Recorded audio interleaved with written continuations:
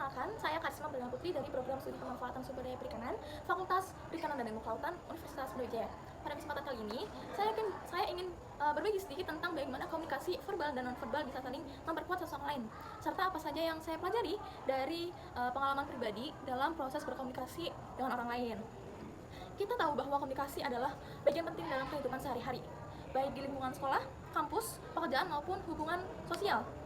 Melalui komunikasi, kita bisa menyampaikan ide, mengekspresikan perasaan, dan membangun hubungan yang bermakna dengan orang lain. Lalu, kalau kita pikirkan, komunikasi verbal dan nonverbal itu sebenarnya tidak bisa dipisahkan. Komunikasi verbal adalah apa yang kita ucapkan, baik kata-kata, kalimat, dan pilihan bahasa yang kita gunakan. Sementara, komunikasi nonverbal adalah bagaimana kita menyampaikannya melalui ekspresi wajah, gerakan tangan, kontak mata, intonasi suara, bahkan postur tubuh. Keduanya bekerja seperti dua sisi dari satu koin. Kata-kata yang sopan, jelas, dan terstruktur akan jauh lebih bermakna jika didukung oleh ekspresi wajah yang ramah dan intonasi yang meyakinkan. Tapi kalau keduanya tidak selaras, misalnya kata-kata terdengar hangat tapi wajah kita datar, atau mata kita menatap lawan bicara, atau mata kita tidak menatap lawan bicara, pesan itu bisa terasa tidak tulus, bahkan bisa disalahartikan. Dari pengalaman pribadi saya, belajar bahwa percaya diri saat berbicara muncul ketika saya benar-benar memahami pesan yang ingin saya sampaikan.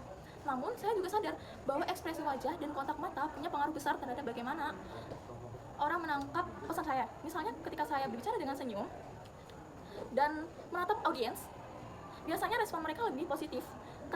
Ketika mereka terlihat lebih tertarik dan fokus pada apa yang saya ucapkan. Nah, tantangan terbesar saya dalam komunikasi publik adalah mengatasi rasa gugup saya. Di awal-awal, saya memang sering tegang dan akhirnya berbicara terlalu cepat.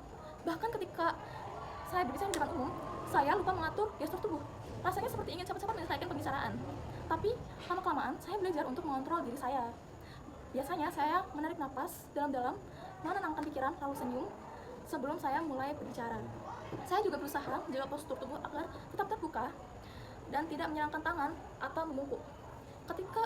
Karena ketika itu, membantu audiens merasa lebih nyaman dan membuat saya terlihat lebih percaya diri.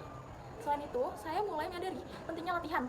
Setiap kali saya punya kesempatan untuk berbicara di depan umum, saya berusaha merekam diri saya sendiri.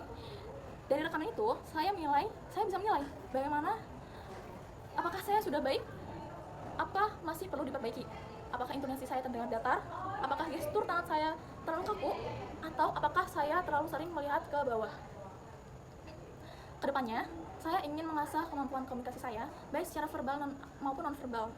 Saya percaya bahwa komunikasi yang efektif bukan hanya tentang bagaimana berbicara yang baik, tapi juga tentang bagaimana kita bisa membuat orang lain merasa didengar dan dipahami.